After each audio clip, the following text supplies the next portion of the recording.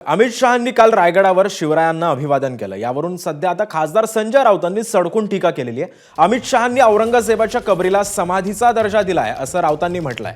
तर अमित शहांनी शिवरायांचा एकेरी उल्लेख केल्याचा देखील राऊतांनी सांगितलंय।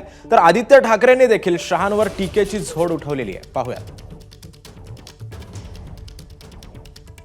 जिजाऊ ने बाल सेवा में संस्कार करे भरे और शिवाजी ने वो संस्कार को एक वटवृक्ष बनाया और उसके बाद धर्मवीर संभाजी महाराज, महारानी ताराबाई, धनोजी, संतोजी, शिवाजी के बाद औरंगजेब जब तक जिंदा रहा उसके सामने लड़ते रहे, जूझते रहे, यहां तक कि अपने आप को आलमगीर कहने वाला व्यक्ति महाराष्ट्र में पराजित होकर यही उसकी समाधि।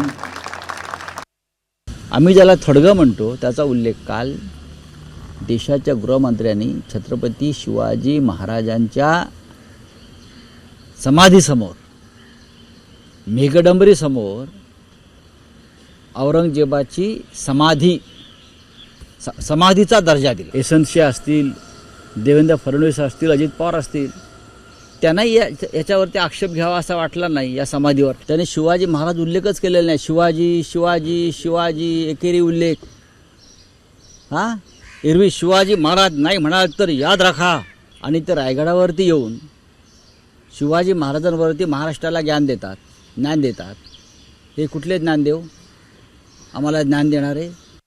भाजपची हीच भूमिका राहिली आहे। जसं महाराष्ट्रावर मोगल असतील किंवा हे अफजल खान वगैरे सगळेच असतील, हे आक्रमण करत राहिले। भाजपची देखील तीच मानसिकता आहे की महाराष्ट्र लुटायचा, आणि म्हणून ज्यांची कबर होती, ज्याला गाडला इथे महाराष्ट्राने, महाराष्ट्राच्या मातीत, की महाराष्ट्र जो चालून येईल त्याला असाच गाडला जाईल, काही लोकांना ते समाधी वाटते। काल त्यांनी मला वाटतं महाराजांचा उल्लेख देखील एकेरी केलेला आहे। आणि हे मग जे कोणी आम्हाला बाकीचं शिकवायला जातात त्यांना आता कुठे गेले ते सगळे लोक? एबीपी माझा, उघडा डोळे बघा नीट।